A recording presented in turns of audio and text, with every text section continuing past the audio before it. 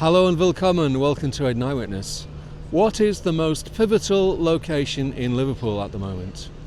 Is it here, Lime Street Station and the area in front of it? With St George's Hall just across there, Christmas markets? Well, there's no construction going on here at the moment, so maybe it's not the most pivotal. Is this the most pivotal location in Liverpool? Matthew Street? Well, it is for music and Liverpool's fantastic music heritage. But there's no construction going on here at the moment.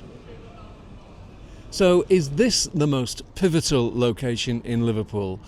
Well, it used to be when the buses came here linking up with the ferries that operated around the clock. But today it's more for tourism and culture. Where is the most significant, the most pivotal location in Liverpool for new construction? Well, it's about 10 minutes walk up that way. And so this is the most pivotal location for construction in Liverpool. It's a trading estate, or industrial estate, with units containing different businesses. And it was once out on the periphery of the city centre. But now, due to its location, its significance has been transformed. So what's going to happen here? Well, a series of massive new buildings will be constructed, and we'll have a look in more detail in a moment. Yes, this is the King Edward Triangle. Triangle? Well, that's because it's triangular. The roads form a triangle. King Edward, well, that's the name of the pub that was once here, demolished a few years ago. We have a variety of businesses, a brewery and tap room across there, practical car and van rental. We got the paint supply down at the bottom, and Rocco's Kitchen. All of these will have to find new places. I believe that they will receive assistance to relocate. So what is it that makes this area so special, so valuable, so pivotal? Well, it's because it lies between the city centre, which is over there beyond the Beetham and West Tower, and the waterfront. Prince's Dock, just where those taller buildings are behind, and the new development area, which is further up the waterfront, just over there. So this piece of land suddenly finds itself, or gradually finds itself, right at the heart of a new development area. And this is where a series of gigantic buildings will appear.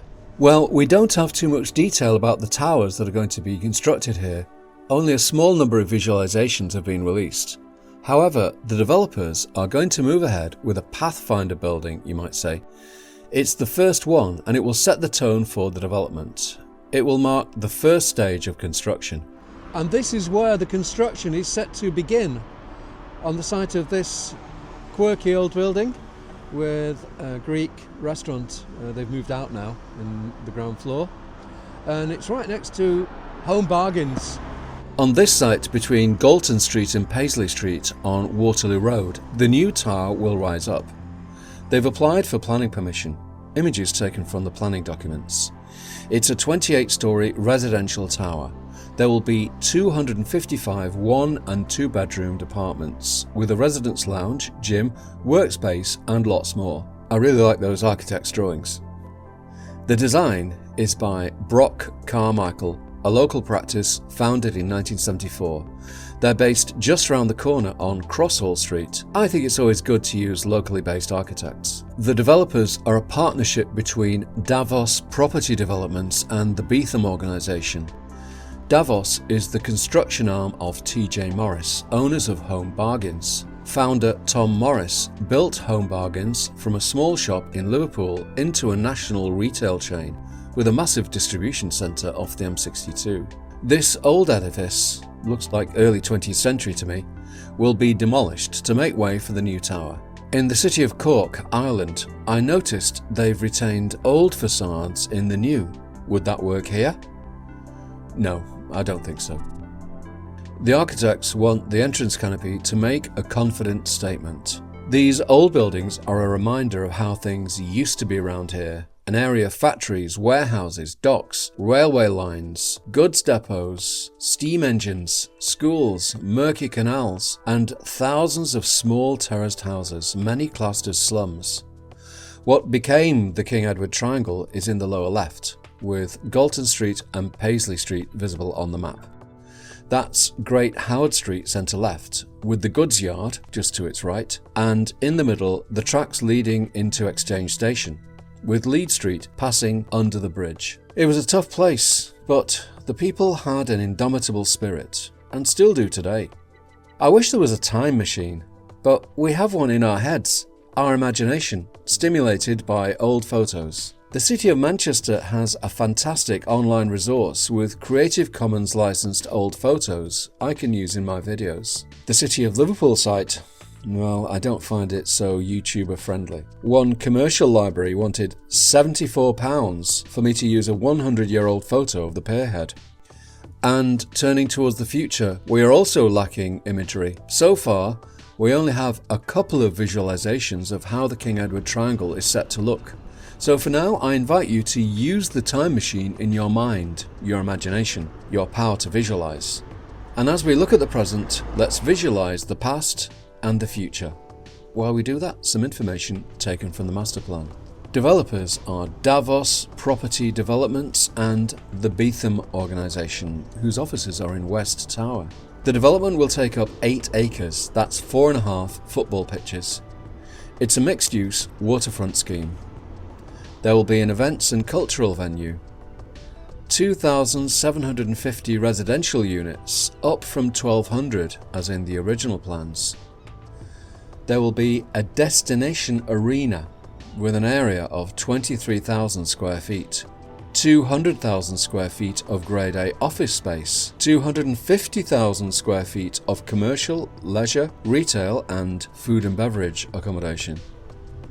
The tallest tower will be 60 stories high, so I make that around 180 metres or maybe a bit higher, 590 feet maybe going up to 600 feet. And incorporated into the tower, the city's first 5-star hotel. Liverpool City Council are also seeking capital approval for a land deal on Great Howard Street. Links to articles below. I think I've done a good job of documenting the site prior to redevelopment. I wish I'd done this with a few more sites around here. And I didn't photograph the King Edward pub before demolition, but I had no inkling of what was going to happen in the future. This is Great Howard Street. The railway goods yard was over there. Now we have car dealerships. And there's another development, not part of the King Edward Triangle, but overlooking it, on the site of the 1980s glass building, which once contained the data centre for Littlewoods and Shop Direct. It's said it's bomb-proof, and the glass is to deflect sunlight and keep the interior cool. There were plans for Ovatus 1 and 2, oval-shaped residential towers, inspired maybe by the shape of the data centre. But now a new design from developers Package Living has been given planning permission. So it's gone from oval to rectangular. Reminds me of the renovated Portland House rebranded as 30 High in London. There will be 19 and 25 stories with 434 1, 2 and 3 bedroom flats, but only 7 parking spaces. They want to encourage active travel and bike use. And right in front of it is the busy junction of Lead Street, King Edward Street leading to the Strand to the south, and Great Howard Street to the north.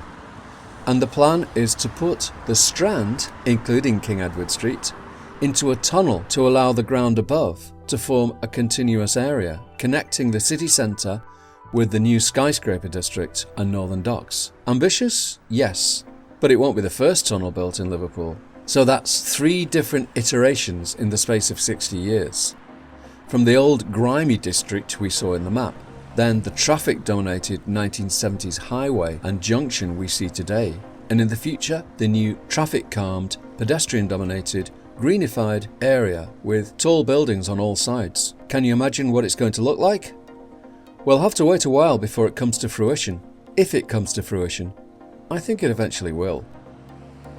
Please like, subscribe, share and post a comment. If you'd like to support what I'm doing, you can donate via Buy Me a Coffee. Consider channel membership options or book on one of my photo walks in Liverpool or Manchester. Vielen Dank fürs Zuschauen und auf Wiedersehen in Liverpool.